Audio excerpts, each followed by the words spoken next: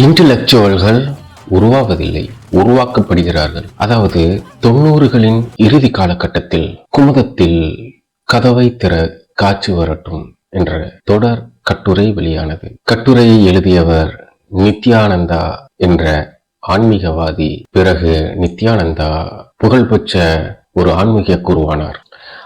அடுத்ததாக ஆனந்த விகடனில் அத்தனைக்கும் ஆசைப்படு என சத்குரு ஜக்கி வாசுதேவ் எழுதினார். அவரும் மிகப்பெரிய ஆன்மீக குருவானார். அடுத்ததாக எஸ் ராமகிருஷ்ணன் தேசாந்தரி போன்ற சில கட்டுரைகளில் ஆனந்த விகடனில் எழுதினார். அவரும் மிகப்பெரிய பரவலான அறியப்படும் எழுத்தாளரானார். இந்த வரிசையில் பசுமை விகடனில் ஆடை தோளில் தூக்கி போட்டுக்கொண்டு ஒரு கர்நாடகா IPS ஆபீசர் தனது பணியை துறந்து தற்சார்பு விவசாயம் பார்ப்பதற்காக தமிழ்நாட்டுக்கே திரும்பிவிட்டார் என அண்ணாமலையை பிரபலப்படுத்தியது பசுமை விகடன். ஆனால் தற்போது அண்ணாமலை யார் என்று உங்களுக்கு தெரியும். இந்த வரிசையில் 2004ஆம் ஆண்டு அதே ஆனந்த விகடனில் இவன்தான் பாலா என்று பாலா பற்றிய ஒரு தொடர் பாலாவே எழுதி அதில் பிரசுரமானது. இப்போது ஒரு சைக்கோ இயக்குனர், நடிக்கும் நடிகர்களை தாக்கி அவமானப்படுத்தும் இயக்குனர் மற்றும் நிறைய விமர்சனங்களை எதிர்கொண்ட ஒரு இயக்குனரான பாலாவை இவன்தான் பாலா வேறு விதமாக காட்டியது. ஆனால் இன்னும் ஆழமாக இந்த பாலா யார் என்று தற்போது வணங்கான் டீசர் வெளியாகியுள்ள இந்த தருணத்தில் நாம் பார்ப்பது மிகவும் அவசியமாகிறது. நான் கலைச்செல்வன், இது கதாகுரு.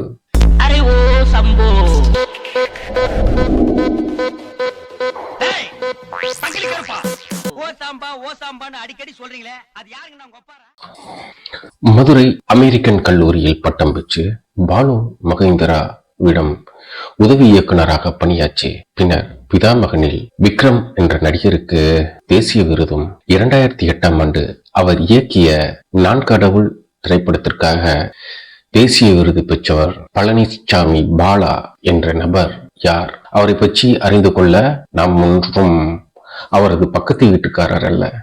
அவரை பற்றி அவர் இயக்கிய திரைப்படங்கள் மூலமாகவே நாம் தெரிந்து கொள்ள வேண்டும்.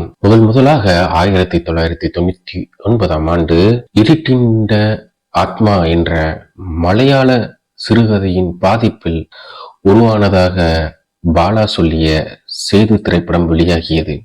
அப்போது அவர் யார் என பரவலாக தேடப்பட்டது. இதுவரை தமிழ் சினிமாவில் வராத ஒரு விதமான கதைக்களம் என்று இதை சொல்லாவிட்டாலும் அதில் காட்டப்படும் அந்த மனநல மருத்துவமனை, பின்னணியில் ஒலிக்கும் இளையராஜாவின் இசை என அது அந்த திரைப்படத்தை வேறு ஒரு தளத்திற்கு எடுத்து சென்றது. குறிப்பாக அதில் விக்ரம் அவரது மிக சிறந்த நடிப்பை வெளிக்காட்டி இருப்பார். அந்த கதாநாயகியிடம் தனது காதலை மிகவும் ஆக்ரோஷமாக வெளிப்படுத்துவது அதுவரை இருந்த சினிமா பட பாணியிலிருந்து இந்த திரைப்படத்தை வேறுபட்டதாக காட்டியது. அதற்கு பிறகு பாலா 2001ஆம் ஆண்டு நந்தா என்ற திரைப்படத்தை ராமநாதபுரத்தில் உள்ள இலங்கை அகதிகள் முகாம் பாதிப்பிலிருந்து இயக்குகிறார். அதுவும் பரவலாக பாலாவை அவரது உயரத்தை இன்னும் உயர்த்தியது. அடுத்ததாக ஜெயகாந்தன் எழுதிய நந்தவனத்தில் ஓர் ஆண்டி என்ற சிறுகதையை தழுவி அவர் எடுத்த பிதாமகன் மிகப்பெரிய வெற்றியை பெற்றது. குறிப்பாக அந்த படம் விக்ரம் அவருக்கு தேசிய விருதை கூட பெற்று தந்தது. அதுவரை வெவ்வேறு சிறுகதைகளிலிருந்து பாதித்து திரைப்படங்களை உருவாக்கி கொண்டிருந்த பாலா ஏற்கனவே சொன்ன போல் இன்டலெக்சுவல்கள் உருவாக்கப்படுகிறார்கள். ஆனால் இந்த ஒரு இன்டலெக்சுவல் பிறவிலேயே தான் ஒரு இன்டலெக்சுவல் என்று நம்பிக்கொண்டிருக்கிறார். அவர் எழுத்தாளர் ஜெயமோகன். அவர் எழுதிய 7ஆம் அறிவு என்ற சிறுகதையை தழுவி நான் கடவுள் என்ற திரைப்படத்தை இயக்கினார் பாலா. சொல்லப்போனால் 2009ஆம் ஆண்டு வெளியான இந்த நான் கடவுள் படத்தின் வசனகர்த்தாவும் ஜெயமோகன் தான். இதுவும் பாலாவை பரவலாக ஒரு சிறந்த இயக்குனர் என்று நம்மை அறியச் செய்தது. இதே வெற்றி பாதையில் சென்று கொண்டிருந்த பாலாவுக்கு முதல் சறுக்கலாக அமைந்த படம் 2011ஆம் ஆண்டு வெளியான அவன் இவன். அந்த கதை கரு ஒரே தந்தை, 2 வெவ்வேறு தாய்களுக்கு பிறந்த மகன்கள் மற்றும் மன்னர் பரம்பரையில் வந்த ஒரு வயதான நபர், இவர்களுக்கு இடையில் நடக்கும் கதையாக நகர்ந்து செல்கிறது. ஆனால் கதை ஒரு கட்டத்தில் திசை திரும்பி மாடுகளை ஏற்றி கொண்டு செல்லும் ஒரு லாரி பின் செல்கிறது. பிறகு அந்த லாரியை வழிமறித்து அந்த பசுக்களை ஏற்றிச் சென்ற லாரி டிரைவர்களை அடித்து பின் இதற்கு காரணமாக ஒரு வில்லனை கொடூரமாக காட்டி அந்த வில்லனை கொல்வதே படத்தின் கதை என வெவ்வேறு ரூட்டுகளில் பயணம் செய்தது இந்த கதை. நான் எனது 3ஆம் வகுப்பில் மனுநீதி சோழன் கதையை பாடப்புத்தகத்திலேயே படித்திருக்கின்றேன். அதாவது அந்த மனுநீதி சோழனின் தவ புதல்வன் ஒரு கன்றுக்குட்டியை தேரை ஏற்றி கொன்று விடுகிறான்.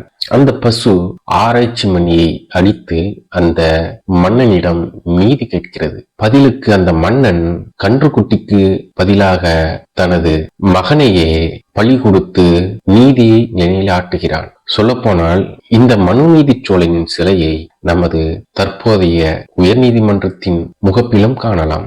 ஆனால் தற்போது இருக்கும் காலத்தில் வட மாநிலங்களில் பசு வதை தடை சட்டம் நிறைய மாநிலங்களில் வந்துள்ளது. மாட்டு இறைச்சியை வைத்திருந்ததற்காக இஸ்லாமியர்கள் கொல்லப்படுவதும் நடக்கிறது. ஆனால் தமிழ்நாட்டில் இப்படி ஒரு பசுவதை சம்பவத்தை நமக்கு காட்சிப்படுத்துவதன் மூலம் திருவாளர் பாலா தன்னை ஒரு இந்துத்துவவாதியாக நிரூபித்துக் கொண்டார். ஏன், நான் கடவுள் படம் கூட ஒரு இந்துத்துவவாதம் பேசும் படம் தான்.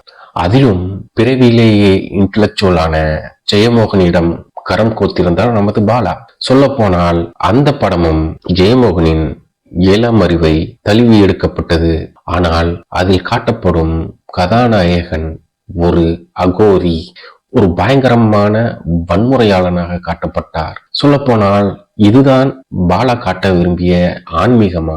பாலாவுக்கு ஆன்மீகம் என்றால் என்னவென்றே தெரியாதா? சொல்ல போனால் ஜெயமோகனும் இந்த திரைப்படம் உருவாக்குவதில் பங்கு பெற்றிருக்கிறார். இவர்கள்தான் ஆன்மீகவாதி என்றால் விவேகானந்தர், ராமகிருஷ்ணர் மற்றும் பல ஆன்மீகவாதிகள் வாழ்ந்த இந்த மண்ணில் அந்த படத்தின் நாயகன் போல கொடூரமான வன்முறை காட்சிகள் நிறைந்த ஒரு நாயகனை கடவுளாக சித்தரித்து கடைசியாக கண் தெரியாத அந்த நாயகி மிகவும் கொடூரமாக கொல்லப்படுவது, இப்படி கொல்லப்பட்டால் அவர் கடவுளிடம் சேர்ந்து விடுவார் என காட்சிப்படுத்துவது என்ன விதமான ஆன்மீகம்? இதுதான் இந்து மதமா என்ற பெரிய கேள்விக்குறியும் எழுகிறது. அதுவரை சிறுகதைகளை இருட்டின்ற ஆத்மா சேது படமாக மாறுகிறது. நந்தவனத்தில் ஒரு ஆண்டி பிதாமகனாக மாறுகிறது. 7ஆம் அறிவு நான் கடவுளாக மாறுகிறது. இப்படியே கதை சென்று கொண்டிருக்க எல்லா படமும் ஒரே மாதிரியாக இருக்கிறது என தோன்றியதோ என்னவோ, பாலா முதல் முறையாக ரெட் டீ என்ற நாவலை பதிப்புரிமையை வாங்கி அவர் இயக்கிய படம்தான் பரதேசி.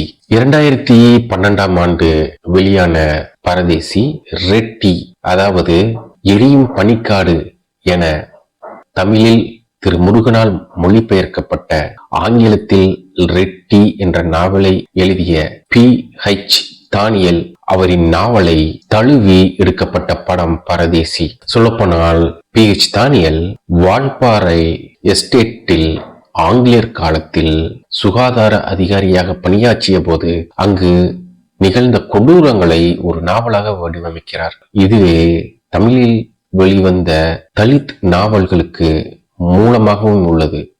அதில் ஒடுக்கப்பட்ட தலித் மக்களை பற்றியது. ஆனால் பாலா தான் எடுத்த பரதேசி படத்தில் அந்த மக்களின் வாழ்வை காட்டும் பொழுது அந்த மக்களை ஒடுக்கப்பட்டவர்கள் என்ற குறியீட்டை எதிலும் காட்டாதவாறு காட்சி அமைத்திருப்பார். சொல்லப்போனால் அவர்களை மிகவும் கேவலப்படுத்தியிருப்பார். அந்த கதாநாயகனை எவ்வளவு தூரம் கோமாளியாக சித்தரிக்க முடியுமோ அவ்வளவு தூரம் கோமாளியாக சித்தரிப்பார். அதுவே மிகப்பெரிய பாலா செய்த கோமாளித்தனம்.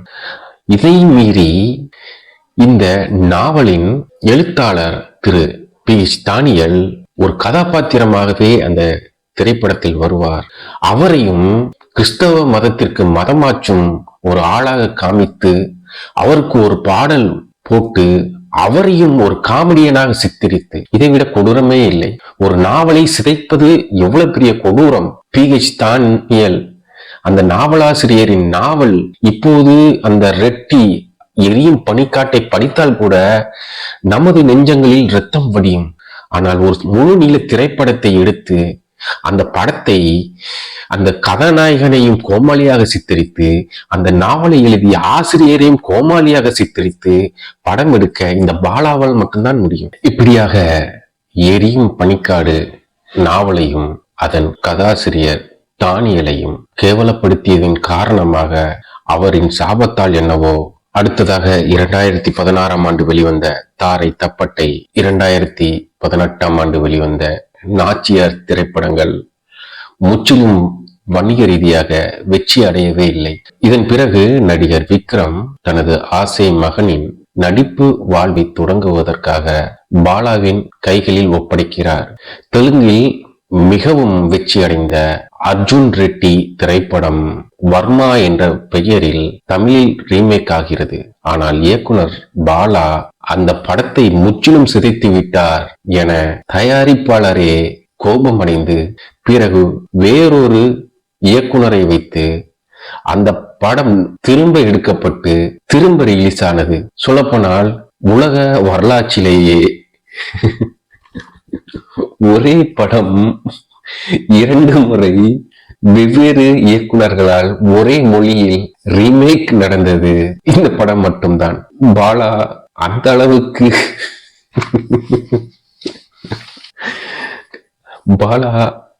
அளவுக்கு ஒரு கதையை சிதைப்பவரா என்ற கேள்வி எல்லாராலும் கேட்கப்பட்டது. இப்படியாக சென்ற அவரது வாழ்க்கையில் திரைப்படங்கள் இயக்குவதற்கான வாய்ப்பே இல்லாமல் போனது. ஏற்கனவே பிதாமகனில் தன்னை ஒரு மிக சிறந்த நடிகனாக செதுக்கிய காரணத்திற்காக நடிகர் சூர்யா தனது புரொடக்ஷன் நிறுவனத்தில் மீண்டும் ஒரு வாய்ப்பு கொடுக்கிறார். அந்த திரைப்படம் தான் வணங்கான். ஆனால் வழக்கம் போல திரைப்பட துறையினராலும் சிலராலும் சைக்கோ என்று அழைக்கப்படும் பாலா மீண்டும் தனது சைக்கோத்தனத்தை சூர்யாவிடம் காட்டினார் என்று பரவலாக பேசப்படுகிறது.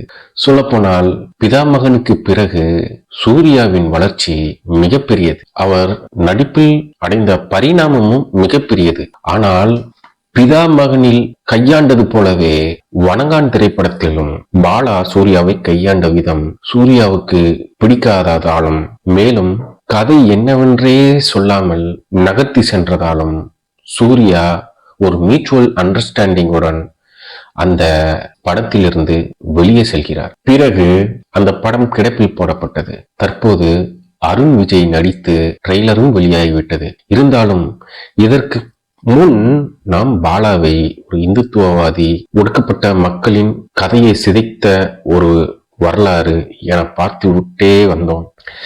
திடீரென இதற்கான முன்னோட்டமாக வணங்கான் பட ஒரு டீசர் வெளியாகிறது. அதில் ஒரு கையில் பிள்ளையாரையும் இன்னொரு கையில் பெரியாரையும் தூக்கி கொண்டு கதாநாயகன் சாக்கடையிலிருந்து வெளிவருவது போல காட்சி அமைக்கிறார் இந்த பாலா. பொறுத்திருந்து பார்ப்போம், இந்த பாலா இன்னும் எதையெல்லாம் சிதைத்தாரா இல்லையா?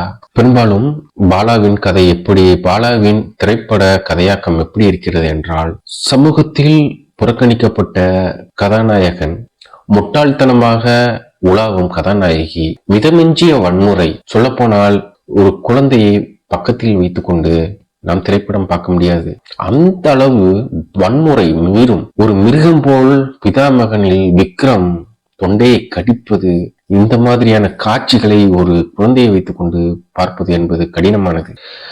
அதன் பிறகு தாய் பாசம், தங்கை பாசம், முக்கியமாக தந்தை என்பவர் மகனுக்கு எதிரானவர், தந்தை மோசமானவர், தாய் புனிதமானவர், இப்படியான கண்ணோட்டங்கள் கொண்ட படங்கள் பெரும்பாலும் பாலாவின் கதையாக்கத்தில் அமைந்திருக்கும். இன்னும் கொஞ்சம் மேலே போனால் அவர் படத்தில் வரும் பிராமணர்கள் எல்லோரும் வெள்ளேந்தி மனிதர்களாக காமிப்பார். சொல்லப்போனால் பிதாமகனில் இந்த ஐயரை பாருங்கள். இவர் காலையில் 2 துளசி இலையை பறித்து சாப்பிடுவார். அவருக்கு தெரியும் இந்த துளசி இலையின் மகிமை என்று போல் பிராமணர்களை வெள்ளேந்தி மனிதர்களாக காமிப்பார். இவர் எடுத்த முதல் படத்திலேயே கதாநாயகி ஒரு பிராமண பெண். அவரின் தந்தை, அவரின் குடும்பத்தார் அனைவரும் மிகவும் நல்லவர்களாக வெள்ளேந்தி மனிதர்களாக காமிப்பது என்பது பாலாவிற்கு கைவந்த கலை. இதை பாலா மட்டும் செய்வதில்லை, இயக்குனர் சங்கரும் செய்வார். இப்படி பிராமணர்களை மிக உயர்ந்தவர்களாக காமிப்பது எதன் குறியீடு என்பதை உங்கள் பார்வைக்கே விட்டு விடுகிறேன். கடைசியாக பாலாவின் திரைப்படங்களை பார்த்துவிட்டு வெளிவரும் நாம் சில நேரங்களில் நேராக கீழ்ப்பாக்கம் சென்று மனநல மருத்துவமனையில் சேர்ந்து விடலாமா என தோன்றும் அளவுக்கு இருக்கும். இந்த வணங்கான் படத்தில் நம்மை கீழ்ப்பாக்கத்துக்கு அனுப்ப போகிறாரா, இல்லது மீண்டும் திரும்பி நம் வீட்டிலே வந்து அந்த கதையை யோசனை செய்ய வைக்கப் போகிறாரா என பொறுத்திருந்து பார்ப்போம். மீண்டும் இன்னொரு காணொலியில் சந்திக்கும் வரை நன்றி, வணக்கம். இந்த காணொலி உங்களுக்கு பிடித்திருந்தால் இந்த காணொலியை லைக் செய்யுங்கள், இந்த சேனலை சப்ஸ்கிரைப் செய்யுங்கள், உங்கள் நண்பர்கள் உறவினர்களுக்கு ஷேர் செய்யுங்கள்.